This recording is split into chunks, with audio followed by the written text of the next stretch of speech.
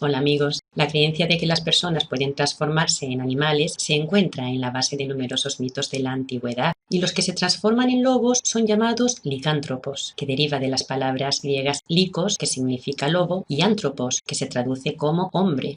El historiador griego Diodoro de Sicilia, en su obra La Biblioteca Histórica, señala a Osiris como el primer hombre lobo. Según él, Osiris regresó del infierno con forma de lobo para ayudar a Isis y a Horus a vencer a su malvado hermano Set. Y conocemos la historia de Nabucodonosor, rey de Babilonia y autor de la destrucción de Jerusalén, quien estuvo desaparecido del mapa durante 7 años, en los que se le vio vagando por el monte convertido en un hombre lobo. Según la Biblia, le crecieron las uñas como las de las aves de rapiña. Se juntaba con los animales y solía aullar a la luna. En su época de rey Nabucodonosor hacía sacrificios humanos y practicaba el canibalismo.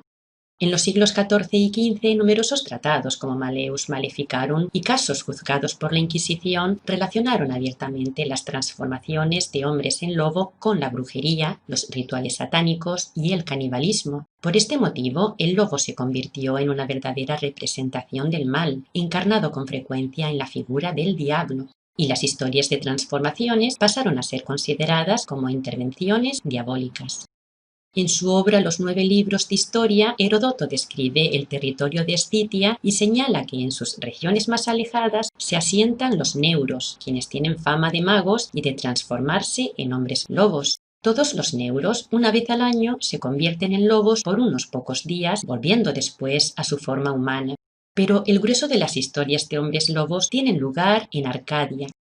En la Metamorfosis de Ovidio se menciona que cuando Licaón, rey de Arcadia, intentó hablar, aulló como lo hace un lobo, y entonces se internó en el bosque convertido en lobo. También era un rey que llevaba a cabo sacrificios humanos y prácticas de canibalismo. Según la mitología griega, Licaón sacrificaba a todos los extranjeros que llegaban a su palacio, lo que degeneró en su posterior metamorfosis. Sus innumerables hijos también se convertían en lobos como él. Él fue quien instituyó las fiestas llamadas Lupercales, unos rituales en donde había orgías sexuales, mucho vino y sacrificios humanos acompañados de canibalismo y de vampirismo. El sacerdote del siglo XV, Olao Magno, en su obra Historias de las gentes septentrionales, relaciona a los hombres lobos con los rituales ofrecidos al dios Wotan, quien tiene al lobo como representación simbólica. Olao menciona a un grupo de personas que durante la Nochebuena se ensañaban ferozmente contra hombres y animales convertidos en lobos. Para él, la causa de la metamorfosis se debía a encantamientos o a hechizos mágicos. Es la misma idea que subyace en la historia de Disney titulada La Bella y la Bestia, la cual se halla basada en hechos reales.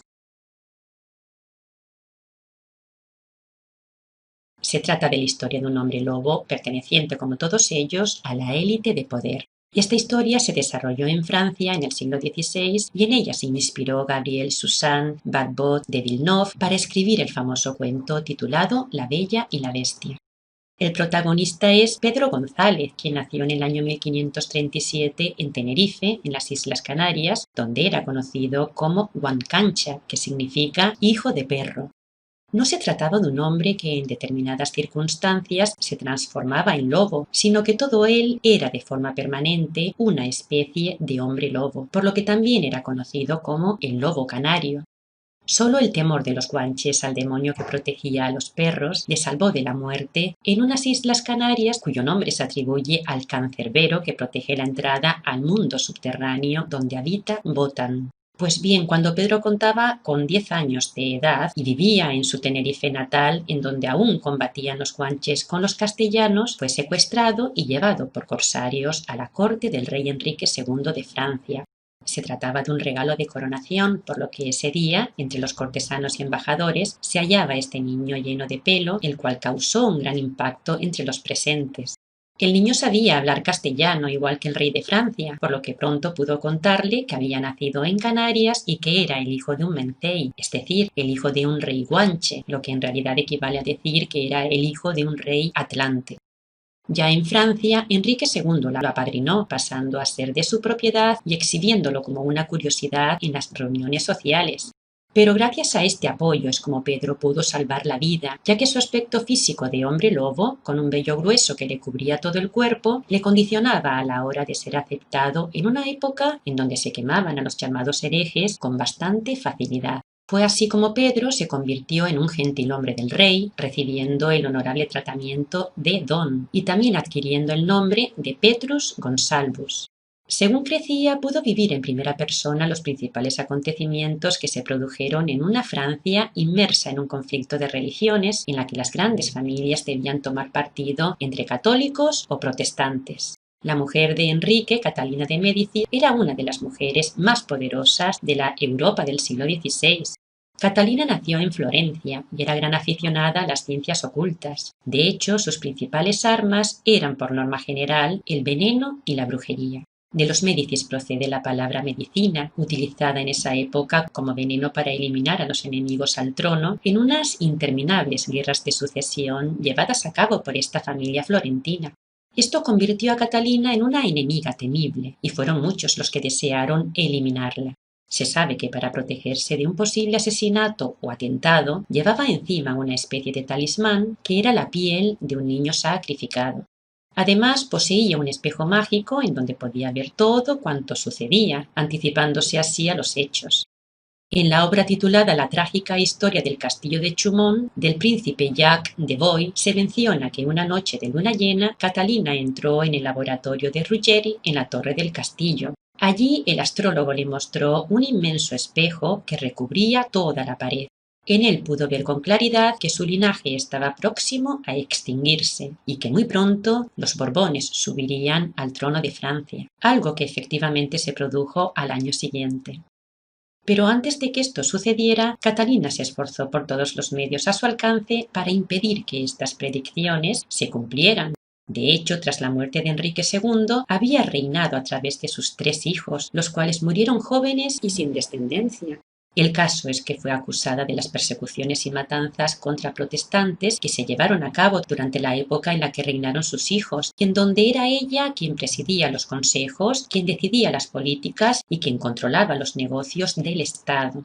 Como no tuvo éxito con sus hijos varones, aún contaba con una hija, Margarita de Valois. Pero había un problema, ya que la ley sálica no permitía que una mujer subiera al trono, por lo que había que casarla con alguien de sangre real. Entonces propuso un matrimonio entre su hija Margarita, que era católica, y Enrique de Navarra, que era protestante, y esto lo hizo en un intento por apaciguar los ánimos entre ambos bandos en disputa. La controvertida ceremonia tuvo lugar en la Catedral de Notre Dame el día 18 de agosto de 1572, pero esa boda de conveniencia no fue bien recibida e incluso fue anulada por el Papa. El caso es que apenas 5 días después, la noche del 23 al 24 de agosto, es cuando se llevó a cabo otra boda, la de Pedro González con Margarita de Valois. Una boda orquestada para perpetuar la dinastía de los Valois, y esto sucedió gracias a las artimañas de Catalina.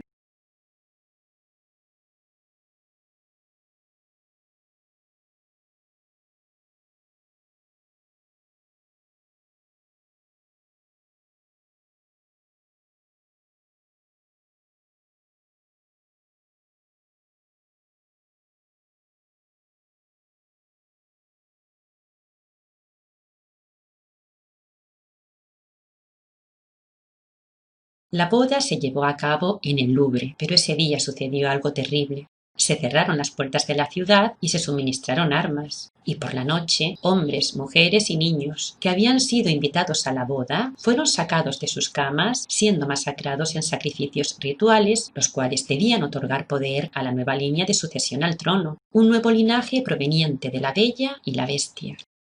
Esta boda fue conocida como la Boda Roja, pero también como la Matanza de San Bartolomé.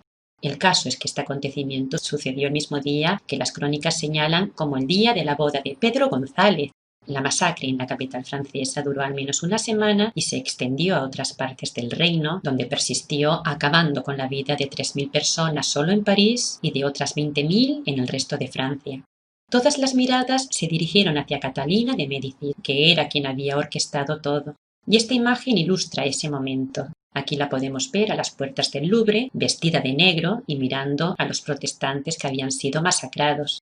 Y entre los dos bandos del conflicto que separaba a la corte y a Francia entera se encontraban Pedro y Margarita de Valois, obligados a casarse en contra de su voluntad. La pareja tuvo 6 hijos, 4 de ellos con el mismo aspecto de su padre, y tras la muerte de Catalina, en 1589, la familia se instaló en Italia, siendo protegida en la corte de los Farnesio.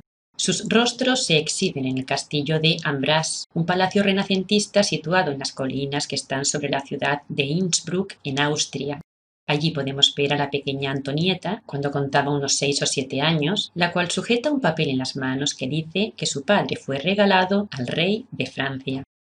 Pero a diferencia del cuento de la Bella y la Bestia, en el que el amor rompe el hechizo y la bestia se convierte en príncipe, Pedro siguió teniendo el mismo aspecto, con pelo en todo el cuerpo, el resto de sus días, y su matrimonio duró 40 años.